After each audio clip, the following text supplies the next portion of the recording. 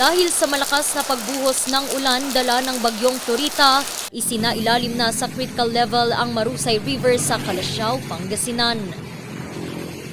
So far po as of 9 AM today, yung floodwater monitoring system po natin sa may Marusay River ay nasa 8.5 feet above normal level po. Ito na po yung identified critical level po natin ng Marusay River. Nagdulot ito ng pagbaha sa 6 na barangay sa bayan. Kabilang dito ang Barangay Talibao, Lasip, Nalsian, Mankup, Lumbang at Longos.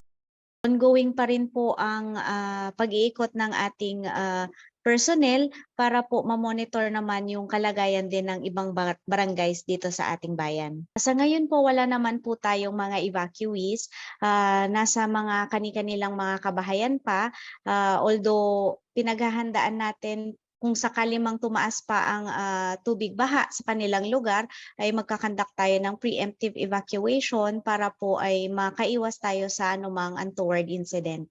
Nakahanda naman ang kanilang mga evacuation centers at mga family food packs na ipamimigay sa mga residente sa evacuation centers. Sa ngayon, patuloy na pinag-iingat at pinapayuhang maging alerto ang mga residente sa Calasiao sa mga hindi inaasahang insidente dala pa rin ng bagyong Florita.